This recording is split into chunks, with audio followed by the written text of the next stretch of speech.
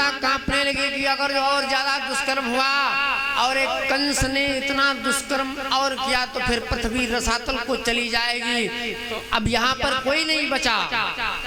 ए भैया, अरे त्रिभुवन में हाय पुकार उठी और जब निश्चर की धर्मार हुई।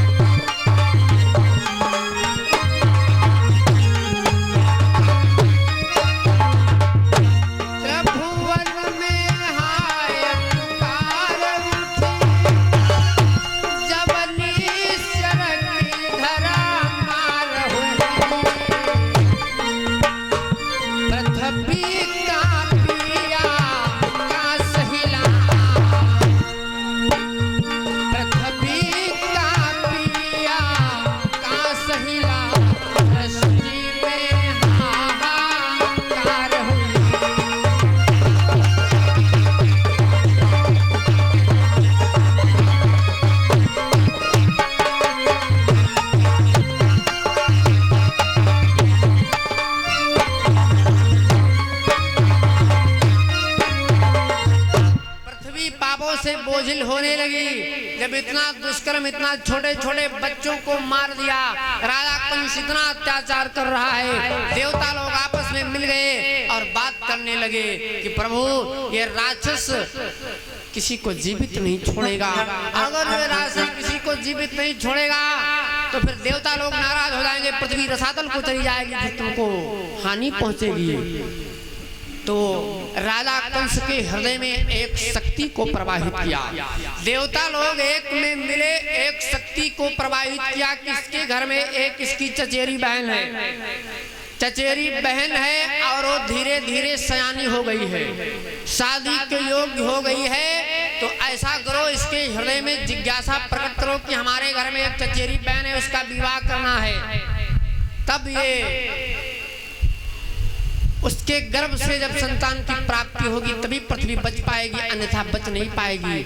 अब राजा कंस के हृदय में जिज्ञासा प्रकट हो गई, मैंने इतने बालकों को मारा, इतनी स्त्रियों को मारा, इतनी कन्याओं को मारा, अब ऐसा करो हमारे घर में एक हमारी बहन है, उसके हाथ पीले करना है।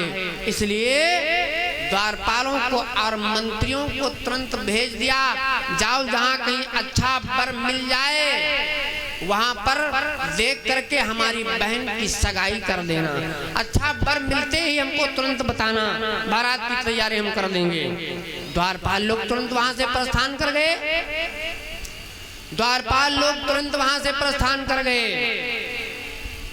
ताको ब्याह करन के काजा,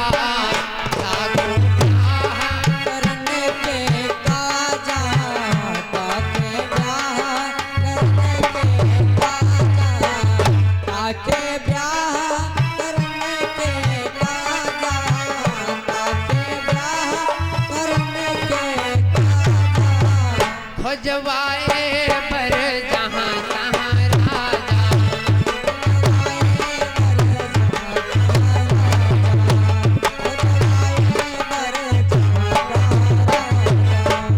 अपने मंत्रियों को, अपने द्वारपालों को भेजा।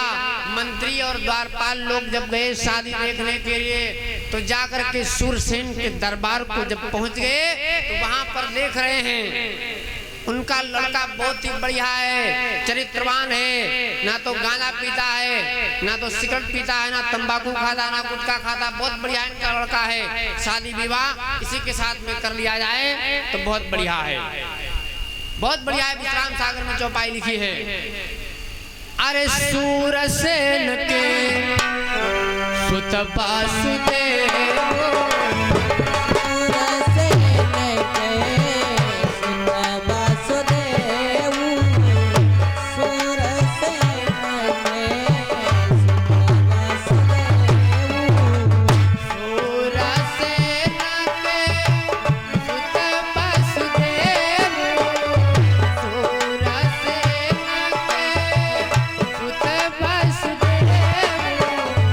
सब ही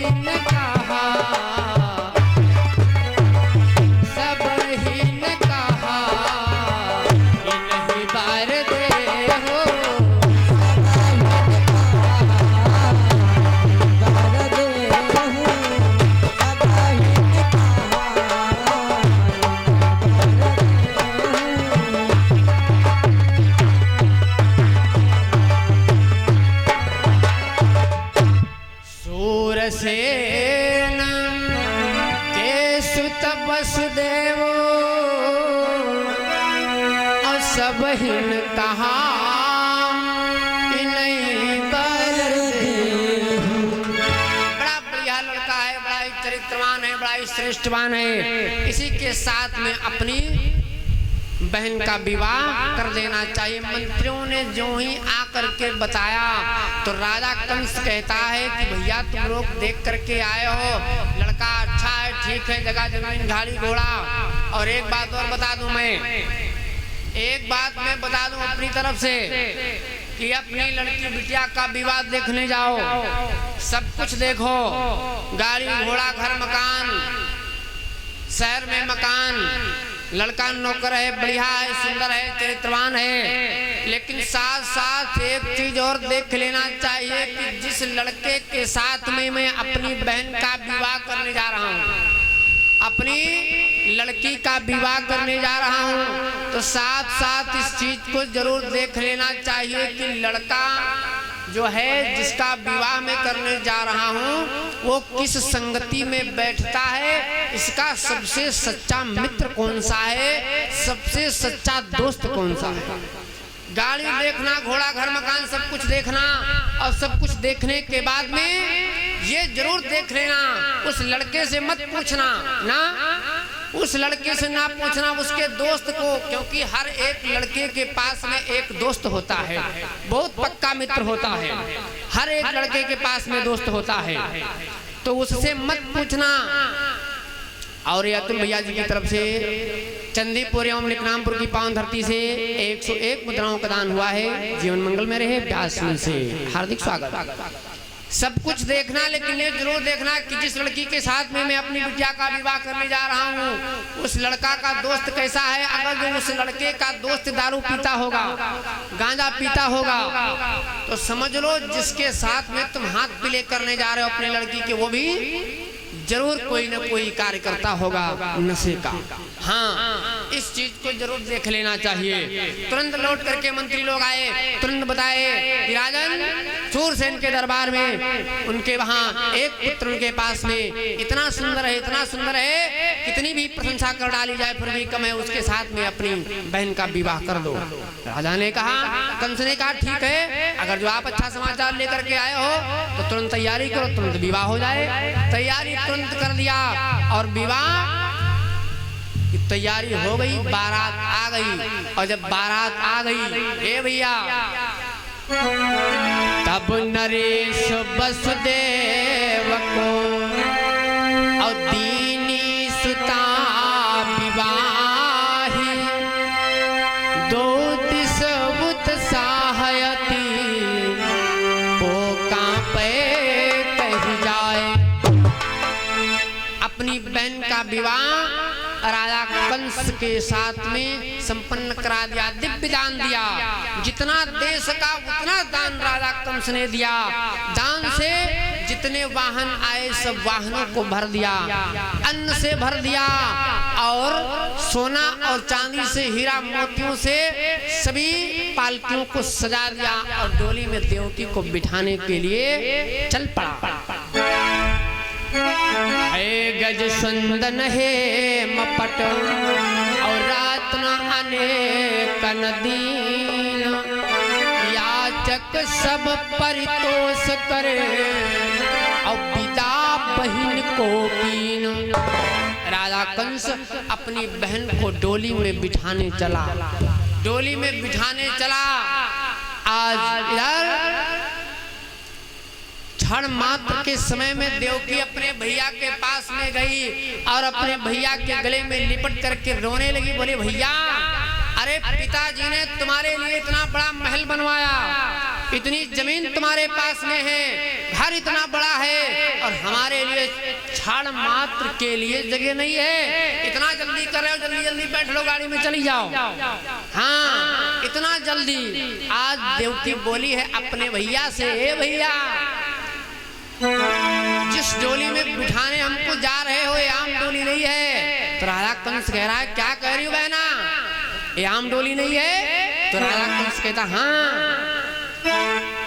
अरे भैया का लिखो बाबुल चंदन चौपरिया, तो हम का लिखो है विदेश।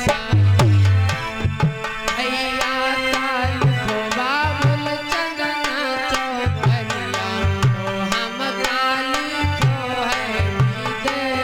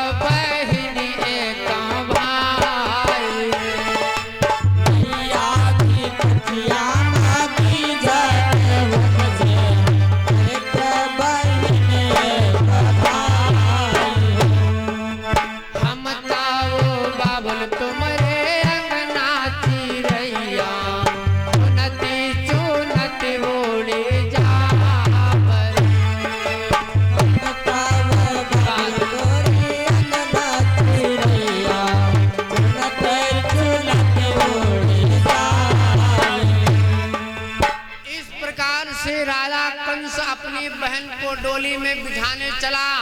देव की डोली में बैठ गई। जब देव की डोली में बैठ गई तो राजा कंस अपनी बहन के पास में गया एक गिलास जल पिलाने के लिए। अब बोले एक गिलास जल। अब सोचो कि घर से निकल करके आई, घर से निकल करके केवल आई और डोली में बैठी। अब सोचो कि प्यास लग गई, इतना जल्दी प्यास लग गई। लेकिन पानी पिलाने का मतलब ये नहीं होता है। ये शास्त्र कहता है, मानस कह रही है कि पानी पिलाने का मतलब ये हो रहा है कि इस पानी की मर्यादा को बनाए रखना, इस